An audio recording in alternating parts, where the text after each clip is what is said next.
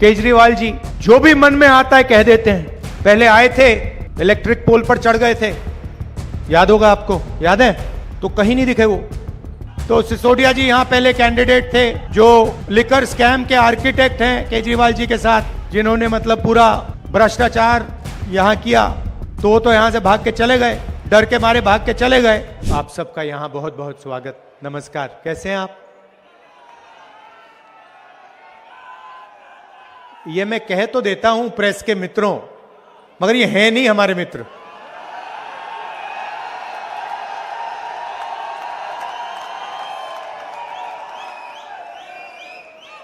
ये जो जनता की समस्याएं हैं, महंगाई, बेरोजगारी, पोल्यूशन, इंफ्रास्ट्रक्चर, इनके बारे में तो ये बोलते ही नहीं है। अंबानी जी की शादी दिखाते हैं, उसमें मोदी जी भी जाते हैं, ये भी जाके डांस करते हैं। 8-10 करोड़ रुपए की घड़ी होती है। देश में युवाओं को रोजगार नहीं है। दिल्ली में सांस नहीं ली जाती।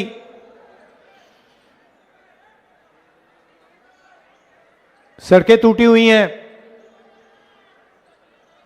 मगर मीडिया वाले सिर्फ मोदी जी का चेहरा दिखाते हैं, अंबानी जी की शादी दिखाते हैं, अदानी जी के एयरपोर्ट दिखाते हैं। लड़ाई विचारधारा की है, और एक तरफ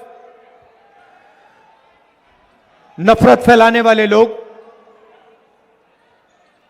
बीजेपी आरएसएस के लोग,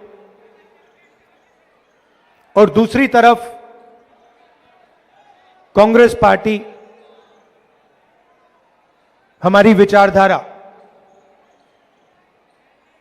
और इसको समझाने का सबसे आसान तरीका, नफरत के बाजार में मोहब्बत की दुकान खोलनी है। और कुछ कहने की जरूरत ही नहीं होती।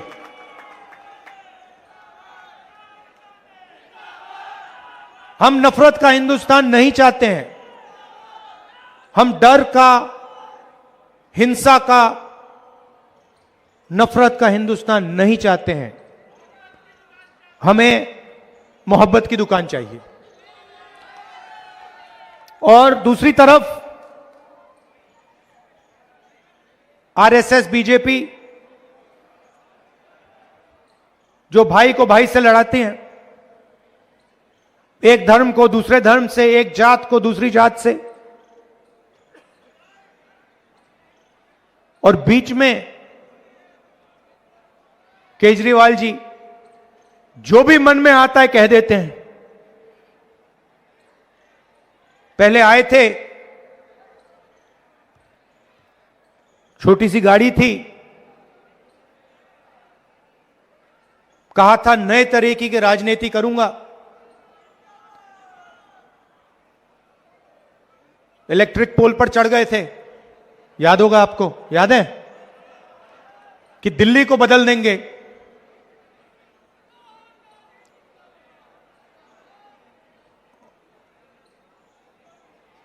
और जब गरीबों को जरूरत पड़ी तो कहीं नहीं दिखे वो। जब दिल्ली में हिंसा हुई, कहीं नहीं दिखे वो। और कहा था कि साफ राजनीति लाऊंगा, और सबसे बड़ा लिकर का स्कैम दिल्ली में हुआ है। और उनके घर की आपने फोटो देख ली। नरेंद्र मोदी जी ने मुझे घर से बाहर निकाल दिया, फेंक दिया उठा के। मैंने चाबी दी, मैंने उनसे कहा भैया लो अपना घर, मुझे नहीं चाहिए, भागो यहां से। और केजरीवाल जी महल में रहते हैं, शीश महल में रहते हैं।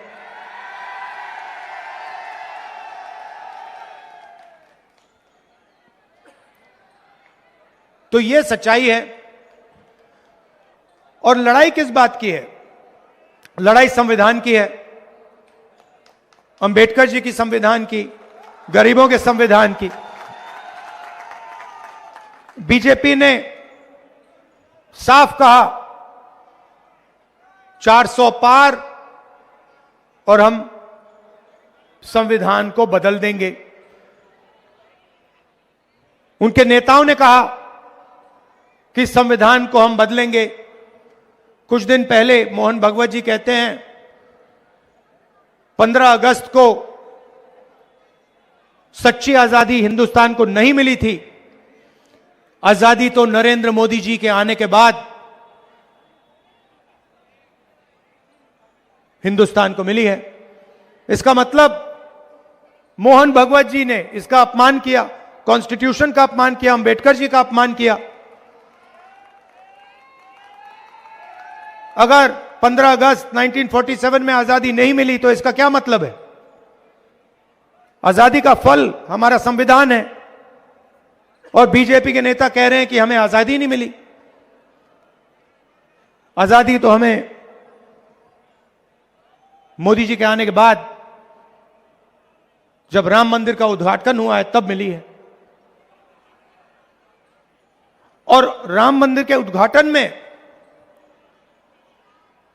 आप मुझे बता दो, एक गरीब व्यक्ति आपको उस उद्घाटन में नहीं दिखा होगा। अंबानी दिखे, अदानी दिखे, सब बड़े बड़े लोग दिखे, अरबपति दिखे, और हमारी जो राष्ट्रपति हैं आदिवासी हैं उनको वहां तक नहीं जाने दिया। नई पार्लियामेंट बिल्डिंग का उद्घाटन होता है, नरेंद्र मोदी जी कहते हैं हिंदुस्तान की राष्ट्रपति नहीं जाएंगी, उद्घाटन वो नहीं करेंगी। तो ये अरबपतियों का हिंदुस्तान चाहते हैं, 5-10% का हिंदुस्तान चाहते हैं। और संविधान कहता है कि इस देश के सब लोग एक जैसे हैं, समान हैं, कोई कम नहीं है, कोई बड़ा नहीं है, कोई छोटा नहीं है। हिंदुस्तान के सारे नागरिक एक समान है। कॉन्स्टिट्यूशन में लिखा हुआ है, इसमें लिखा हुआ है कि इस देश में किसी को नहीं डरना चाहिए। इस देश में, इसमें कहां लिखा है कि एक अरबपति को हिंदुस्तान के सारे एयरपोर्ट, सारे पोर्ट, डिफेंस की इंडस्ट्री, इंफ्रास्ट्रक्चर सारा का सारा पकड़ा देना चाहिए? कहां लिखा है इस किताब? तो यह डर फैलाने का लक्ष्य है। यह हिंदुस्तान का धन अरबपतियों के हवाले करना चाहते हैं, यह आपको लड़ाना चाहते हैं। हिंदू मुसलमान, एक जात के लोगों को दूसरे जात से यह लड़ाना चाहते हैं। और फिर जो आपका धन है वो आपके जेब से निकालकर अरबपतियों को देना चाहते हैं। और गलतफहमी में मत रहिए, ये अदानी जी जो हैं ये नरेंद्र मोदी जी के बहुत खास मित्र हैं। ये जो करोड़ों रुपए हैं, असलियत में ये अदानी जी की कंपनी है, मगर कंट्रोल नरेंद्र मोदी जी के हाथ में है। यह सच्चाई है। जीएसटी का पैसा आप देते हो,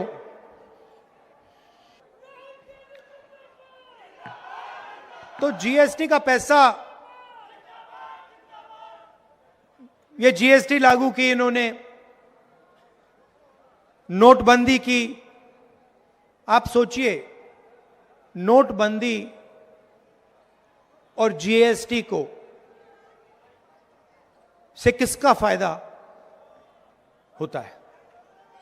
छोटे दुकानदारों का नहीं होता, छोटे बिजनेस वालों का नहीं होता, किसानों का नहीं होता, मजदूरों का नहीं होता, स्टूडेंट्स का नहीं होता, अरबपतियों का होता है। ये पूरा का पूरा इनकी जो पॉलिसीज हैं, ये सारी की सारी अरबपतियों की पॉलिसीज हैं।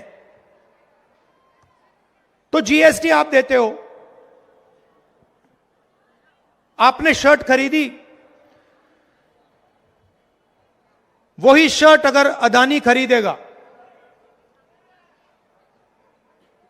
जितनी जीएसटी आप देते हो उतनी जीएसटी वो देगा। आपने किसी रेस्टोरेंट में खाना खाया, जितनी जीएसटी आप दोगे उतनी जीएसटी अदानी देगा। तो जीएसटी आप देते हो। आप अपने बच्चों को प्राइवेट कॉलेज यूनिवर्सिटी में भेजते हो, लाखों रुपए लग जाते हैं, बैंक लोन लेना पड़ता है, खून पसीना देकर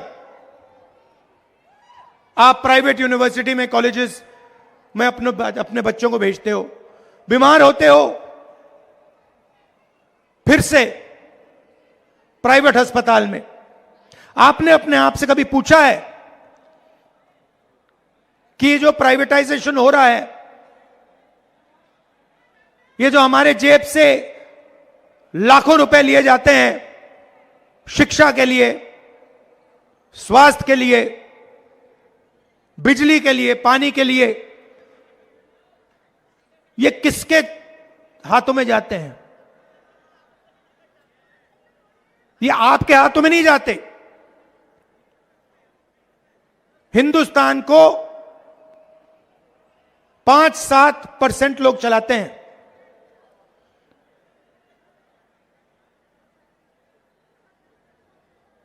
हिंदुस्तान में 50% पिछड़ा वर्ग है, 15% दलित है, 8% आदिवासी है और 15% माइनॉरिटी है। सबको जोड़ दो तो 90% आबादी है। दलित, आदिवासी, पिछड़ा वर्ग, माइनॉरिटी। उसमें आप मुसलमान, सिख, ईसाई सबको जोड़ दो, 90% बनता है। 500 कंपनी है जो है हिंदुस्तान की सबसे बड़ी, ये मीडिया के जो मालिक हैं, अदानी, अंबानी, इन 500 कंपनी की लिस्ट निकालो, आप हैरान हो जाओगे। मालिकों की लिस्ट में आपको एक पिछड़े वर्ग का, एक दलित, एक आदिवासी, एक माइनॉरिटी नहीं मिल सकता, कोई है ही नहीं। उनकी मैनेजमेंट की लिस्ट निकालो, जिनकी 90% आबादी है, उनका आपको एक आदमी नहीं मिलेगा सीनियर मैनेजमेंट में। मुझे दिखा दो, नाम बता दो, अदानी की कंपनी में दलित व्यक्ति का नाम बता दो जो मैनेजमेंट में है, जो चला रहा है कंपनी को। करोड़ों रुपए की सैलरी है। आपसे कहते हैं कि भैया आप लोगों को बच्चों को कॉलेज यूनिवर्सिटी भेजना चाहिए, बड़ा सपना दिखाते हैं। आप लाखों रुपए कॉलेजेस में डाल देते हो, सपना देखते हो कि भैया हमारा बच्चा इंजीनियर बनेगा, डॉक्टर बनेगा, आईआईटी में चला जाएगा, आईआईएम में चला जाएगा। मगर आप सर्टिफिकेशन के लिए, ठप्पे के लिए अपने बच्चों को स्कूल, यूनिवर्सिटी, कॉलेज नहीं भेजते हो। आप इसलिए भेजते हो क्योंकि आप सोचते हो कि अगर हमने बच्चों को शिक्षा दे दी, इंजीनियर बना दिया, डॉक्टर बना दिया, तो उन्हें रोजगार मिलेगा।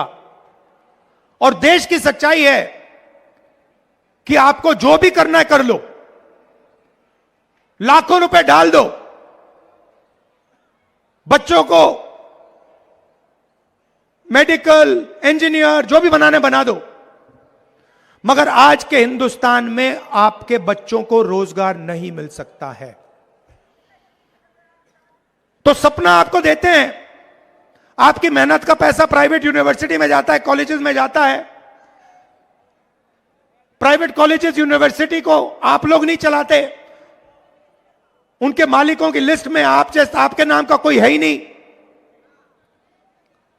आपके जेब से धड़ाधड़ पैसा निकलता है और फिर आपको पता लगता है भैया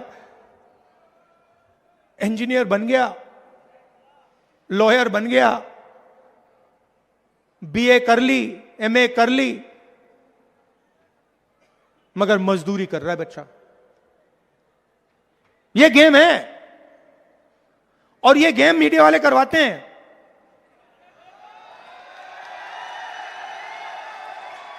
एक तरफ मोदी जी का चेहरा दिखाएंगे, देखो ध्यान भड़काने का काम है, ध्यान भड़काने का काम है। कभी आपको अमिताभ बच्चन दिखाएंगे, कभी आपको अमिताभ बच्चन, फिर कभी अंबानी की शादी, फिर कभी कहेंगे भैया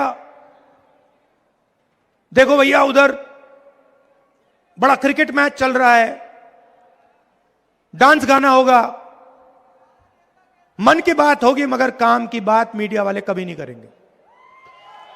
काम की बात क्या है? काम की बात क्या है? काम की बात यह है कि भैया हमें रोजगार क्यों नहीं मिल रहा, महंगाई क्यों बढ़ती जा रही है, हमारे जेब से पेट्रोल का पैसा अंबानी की जेब में क्यों जा रहा है। यह है काम की बात।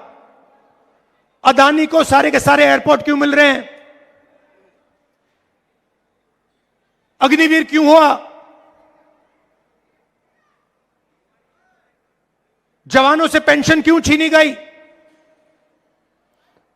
ये हैं सच्चे मुद्दे। इसके बारे में कोई बात नहीं करेगा,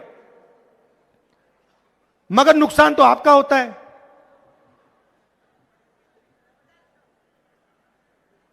दुख तो आपको होता है,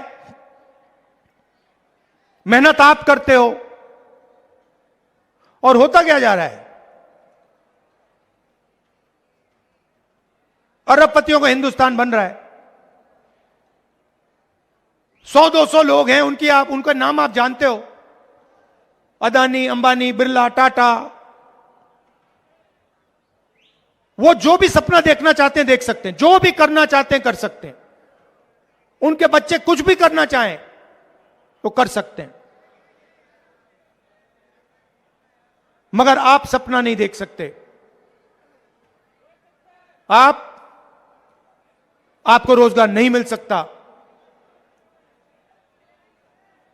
आपको महंगाई से राहत नहीं मिल सकती।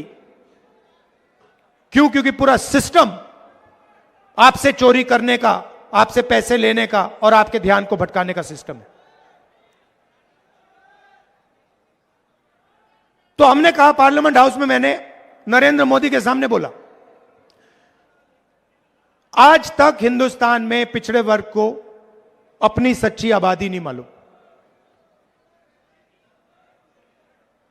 मैंने नरेंद्र मोदी जी से बोला, एक काम करिए, पूरे देश में जाति जनगणना करवाइए कि पता लग जाए कि किसकी कितनी आबादी है और किसकी कितनी भागीदारी है। नरेंद्र मोदी ने एक शब्द नहीं बोला। जुडिशरी में 90% के कोई लोग नहीं है, प्राइवेट अस्पताल आपके हाथों में नहीं, प्राइवेट कंपनियां आपके हाथों में नहीं, प्राइवेट यूनिवर्सिटी कॉलेजेस आपके हाथ में नहीं। पहले आपको रोजगार मिलता था, पब्लिक सेक्टर में मिलता था, वो सारा का सारा उठा के बेच दिया। पहले आप सेना में जा सकते थे, अब कहते नहीं भैया सिर्फ 4 साल रहोगे, उसके बाद ना आपको पेंशन मिलेगी ना शहीद का दर्जा मिलेगा। यह फर्क है कांग्रेस पार्टी और उनमें।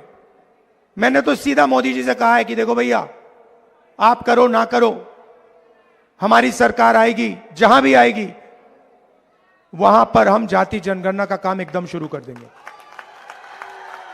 और हम पता लगाएंगे कौन सी संस्था में कौन कौन लोग हैं इस देश में, किसकी कितनी भागीदारी है, और बदलाव लाएंगे। हमने यह भी बोला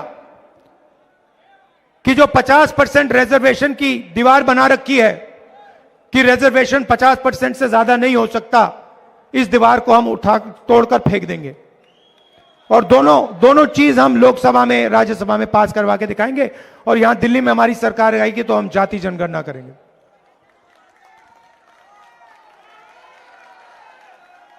यहां पे आपके अनिल चौधरी जी हैं, इनका आप पूरा समर्थन दीजिए, पूरा समर्थन कीजिए।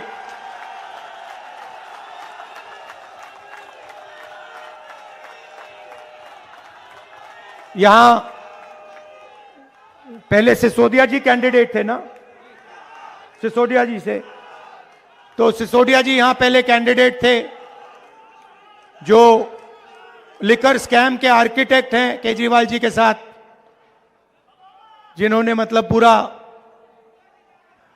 भ्रष्टाचार यहां किया। तो वो तो यहां से भाग के चले गए, डर के मारे भाग के चले गए। अच्छी बात है, आप अनिल को भारी बहुमत से जिताइए और याद रखिए, देखिए सबसे जरूरी चीज हिंदुस्तान के भविष्य के लिए नफरत के बाजार में मोहब्बत की दुकान खोलनी है, नफरत के खिलाफ लड़ना है। मोहब्बत का हिंदुस्तान चाहिए हमें नफरत का हिंदुस्तान नहीं चाहिए, हम नहीं होने देंगे। और इस देश में किसी को नहीं डरना चाहिए, किसी को भी नहीं डरना चाहिए। ये हम सबका देश है, ये मोहब्बत का देश है, ये भाईचारे का देश है, ये एकता का देश है। और इसके लिए और संविधान के लिए हम लड़ते रहेंगे और हमारी जीत होगी। आप सबका बहुत बहुत धन्यवाद, दिल से धन्यवाद। नमस्कार, जय हिंद।